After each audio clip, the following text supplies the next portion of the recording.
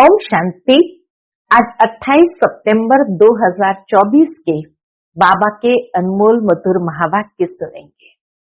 आज की मुरली में बाबा कहे, बच्चे तुम्हें एक में ही तीनों को याद करना है।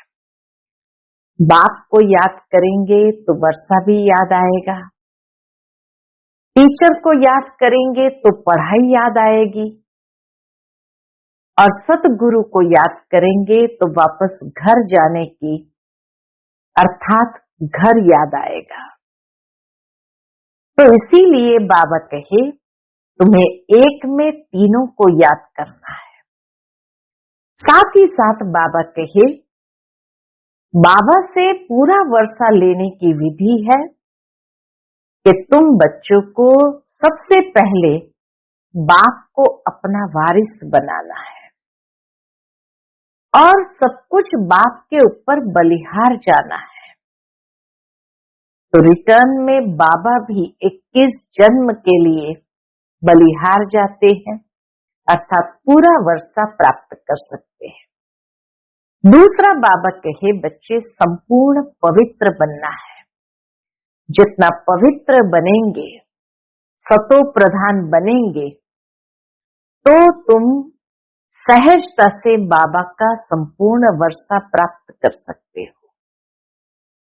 साथ ही साथ बाबा कहे जितना जितना आत्मा सतो प्रधान बनती जाएंगी, उतना चारों ओर नेचुरल कैलेमिटीज भी शुरू हो जाएगी, लड़ाई आदि भी शुरू हो जाएगी।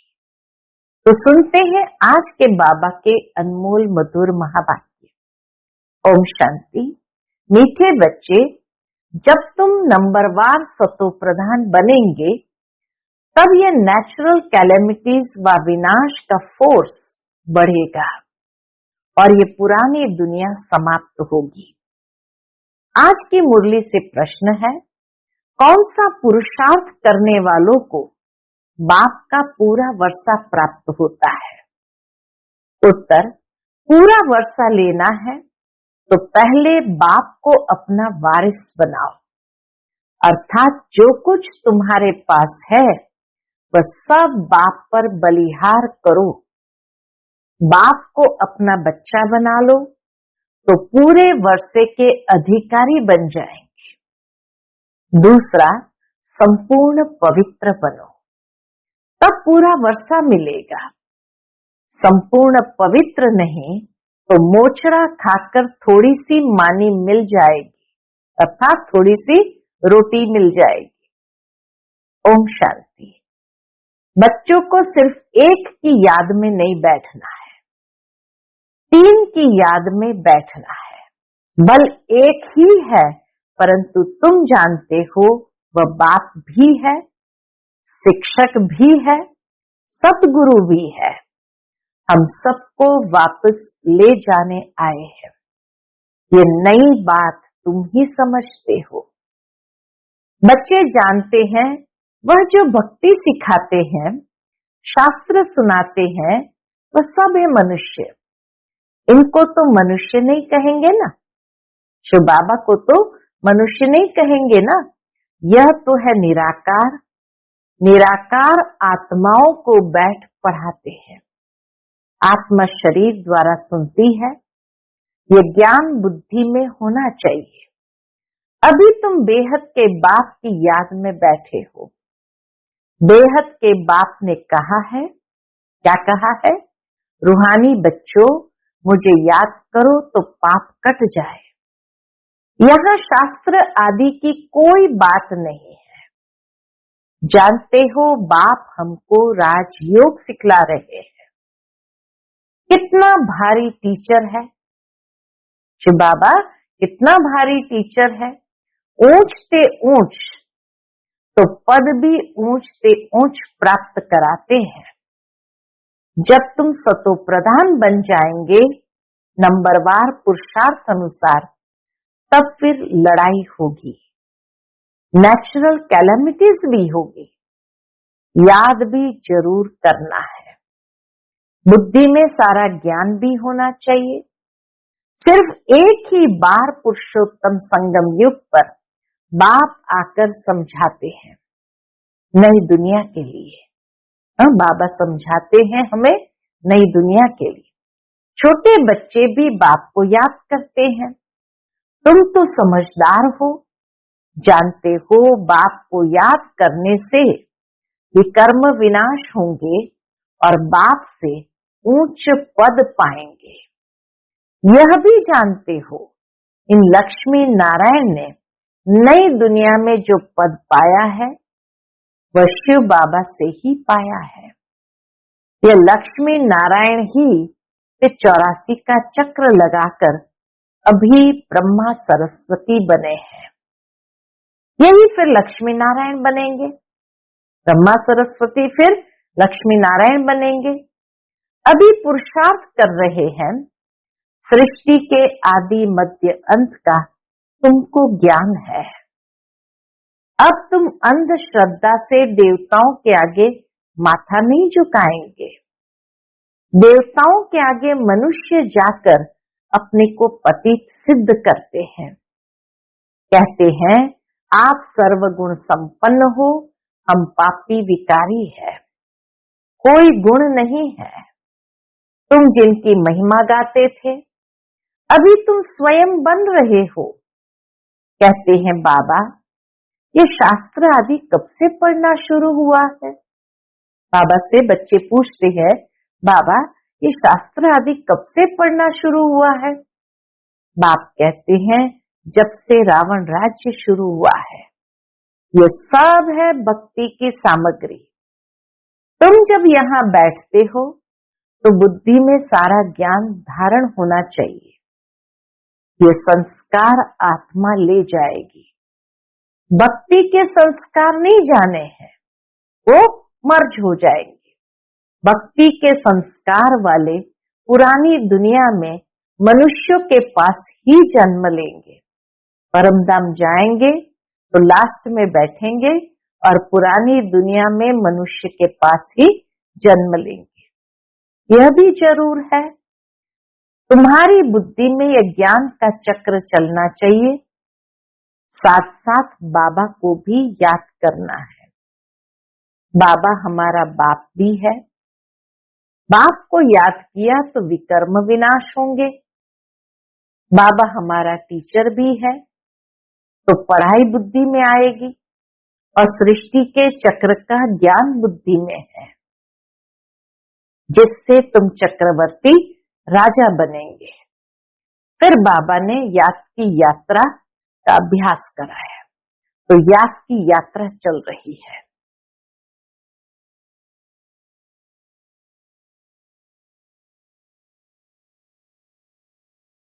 ओम शांति।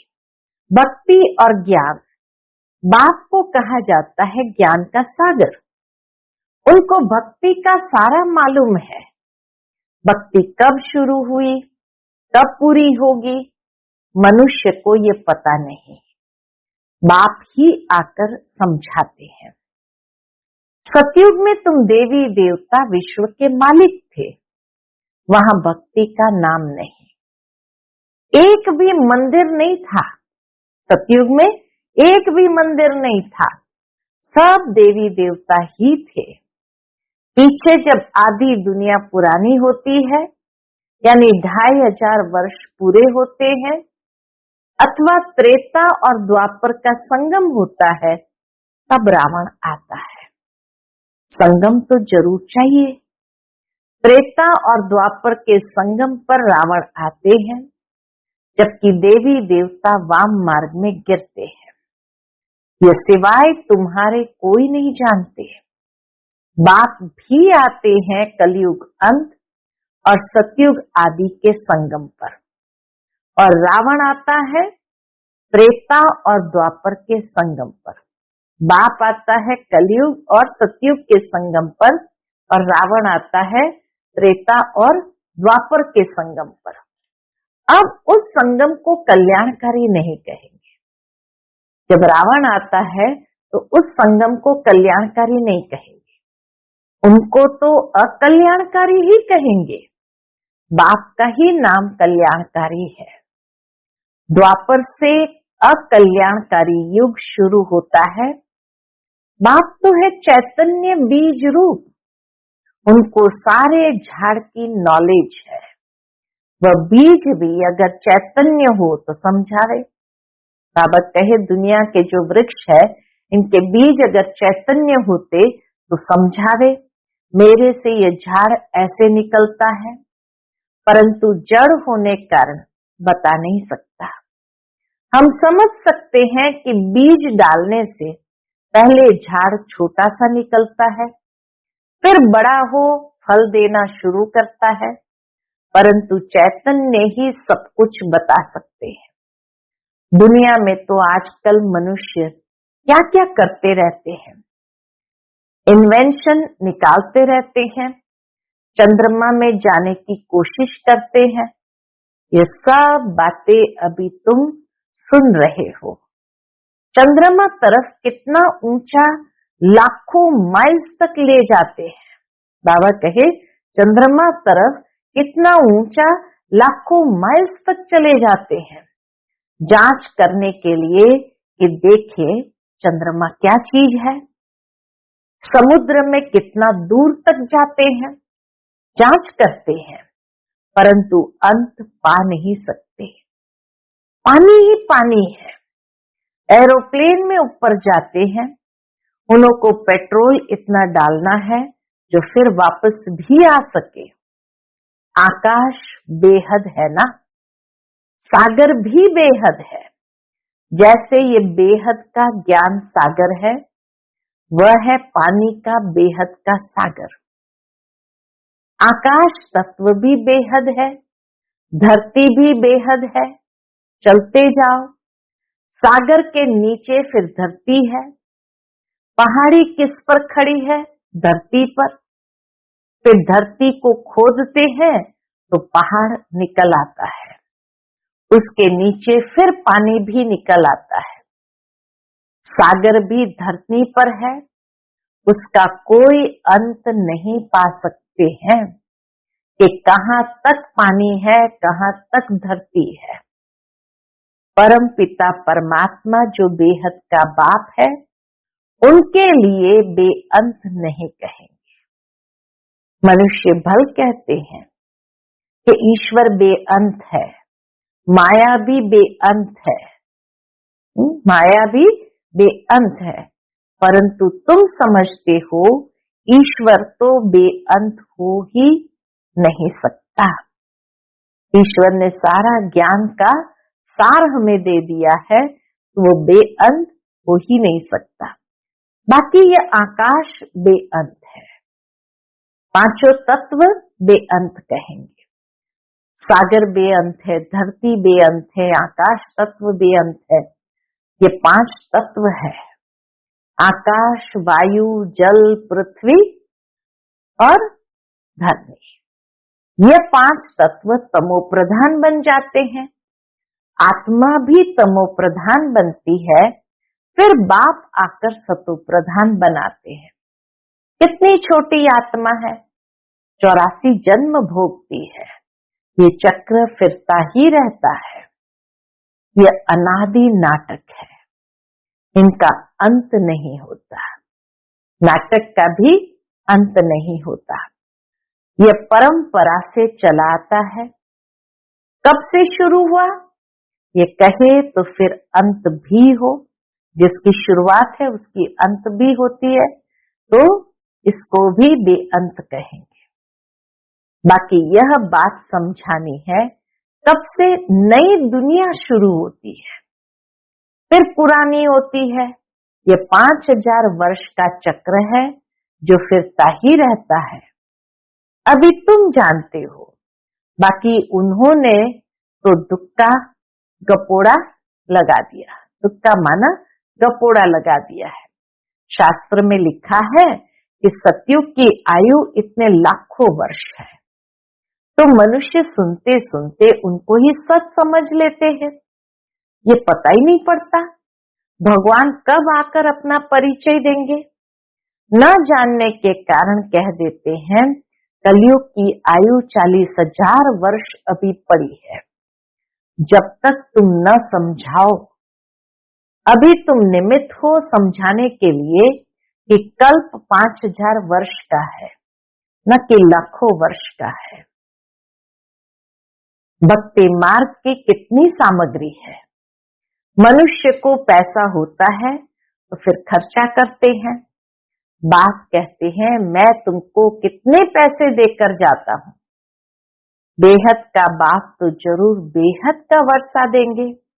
इससे सुख भी मिलता है, आयु भी बड़ी होती है। सब कुछ है, सुख शांति आयुष्य सब कुछ है वहां। बाप बच्चों को कहते हैं मेरे लाडले बच्चों आयुष्मान भवः। वहां तुम्हारी आयु 150 वर्ष रहती है, कभी काल नहीं खा सकता है। बाप वर देते हैं, तुमको आयुष्मान बनाते हैं, तुम अमर बनेंगे। वहां कभी अकाले मृत्यु नहीं होगी। अकाले मृत्यु न होने के कारण ही उनको अमर कहा जाता, क्योंकि स्व इच्छा से झोला छोड़ते हैं। वहां तुम बहुत सुखी रहते हो, इसलिए कहा जाता है सुखधाम। आयु भी बड़ी होती, धन भी बहुत मिलता है, सुखी भी बहुत रहते हो, कंगाल से सिरताज बन जाते हो। तुम्हारी बुद्धि में है बाप आते हैं देवी देवता धर्म की स्थापना करने। यह तो जरूर छोटा झाड़ होगा। बाबा कहे सतयुग में तो जरूर छोटा झाड़ होगा। वहां है ही एक धर्म, एक राज्य, एक भाषा, उसको ही कहा जाता है विश्व में शांति। सारे विश्व में हम ही पाठधारी है। यह दुनिया नहीं जानती। अगर जानती हो तो बताए कब से हम पाठ बजाते आए हैं। अभी तुम बच्चों को बाप समझा रहे हैं। गीत में भी है ना, बाबा से जो मिलता है सो और कोई से नहीं मिलता। सारी पृथ्वी, आसमान, सारे विश्व की राजधानी दे देते हैं। यह लक्ष्मी नारायण विश्व के मालिक थे। फिर बाद में जो राजाएं आदि होते हैं वो भारत के थे। गायन भी है जो बाबा देते हैं वह और कोई दे न सके।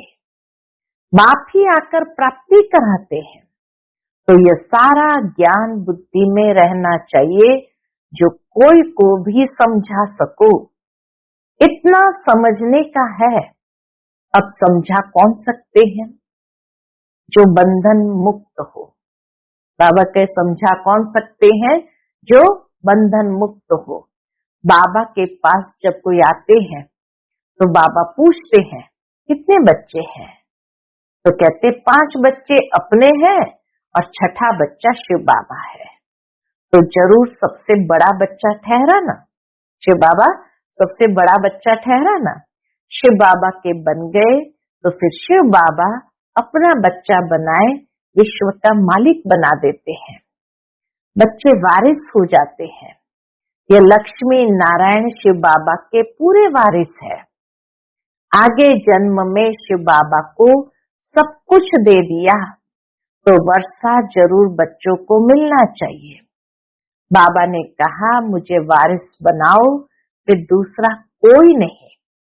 कहते बाबा ये सब कुछ आपका है, आपका फिर हमारा है। आप हमको सारे विश्व की बादशाही का वर्षा देते हो, क्योंकि तुमको जो कुछ था वो दे दिया। ड्रामा में नूंद है ना, अर्जुन को विनाश भी दिखाया तो चतुर्भुज भी दिखाया।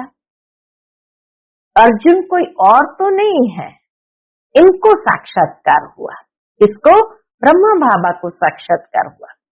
देखा राजाई मिलती है तो क्यों न शिव बाबा को वारिस बनाओ। वह फिर हमको वारिस बनाते हैं। ये सौदा तो बहुत अच्छा है।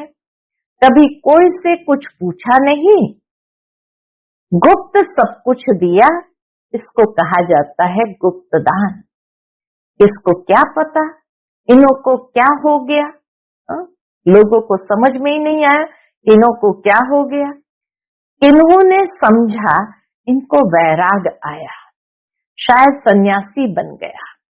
तो ये बच्चियां भी कहती है 5 बच्चे तो अपने हैं, बाकी एक बच्चा हम इनको बनाएंगे। इसने भी सब कुछ बाबा के आगे रख दिया, जिससे बहुतों की सर्विस हो। बाबा को देख सबको ख्याल आया, सब घर बार छोड़ भाग आए। वहां से ही हंगामा शुरू हुआ।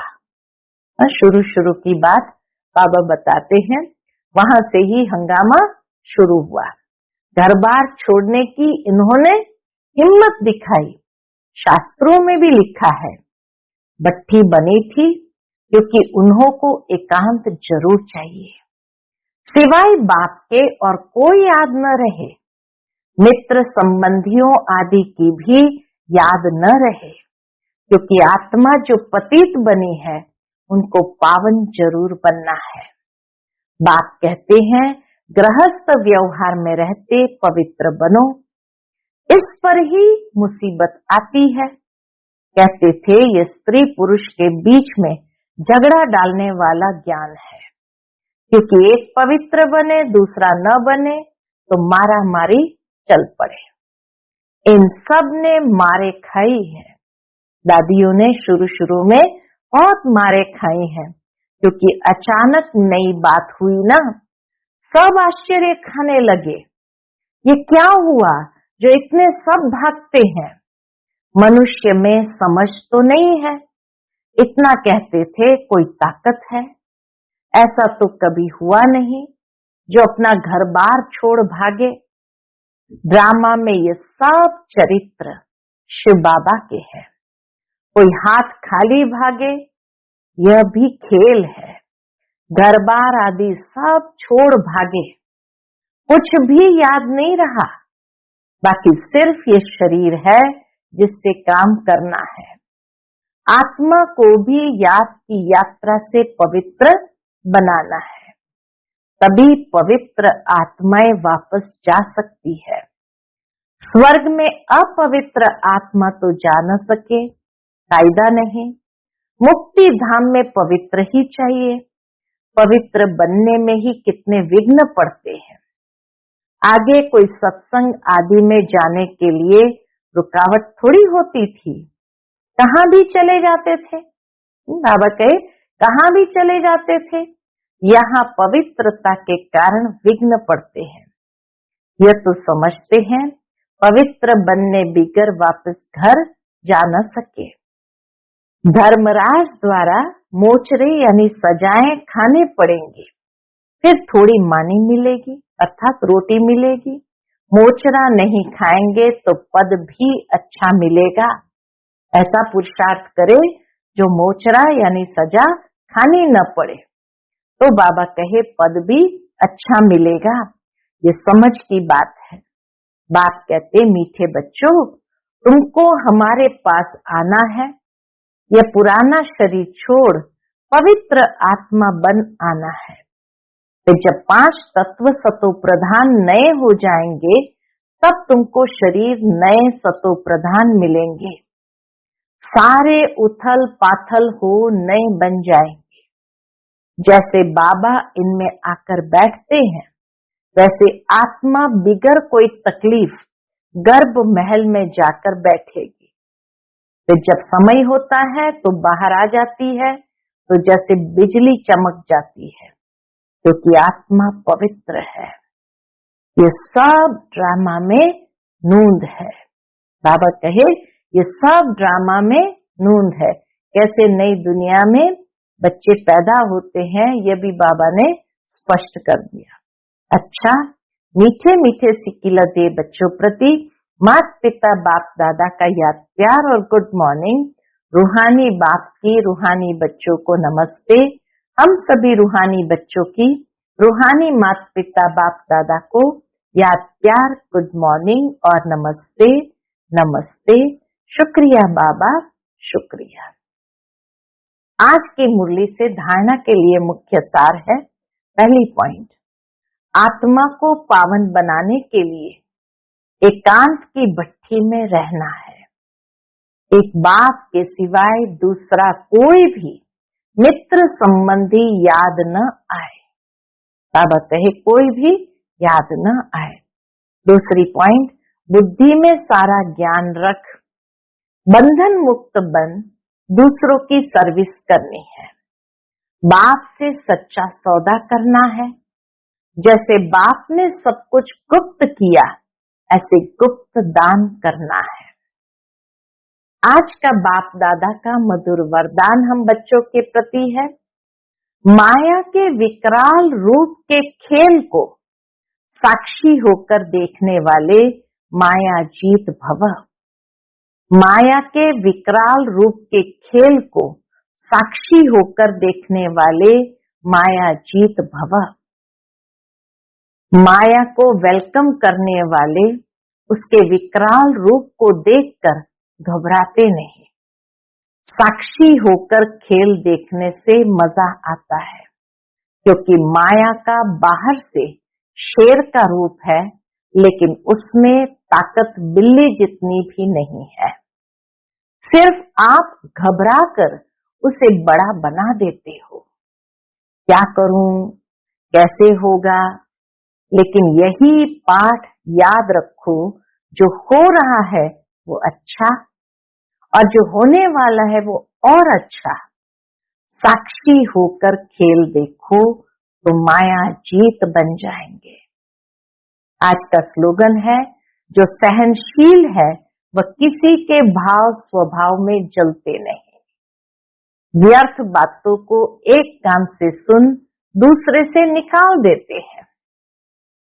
जो सहनशील है वह किसी के भाव स्वभाव में जलते नहीं। व्यर्थ बातों को एक कान से सुन दूसरे से निकाल देते हैं। अच्छा, ओम शांति।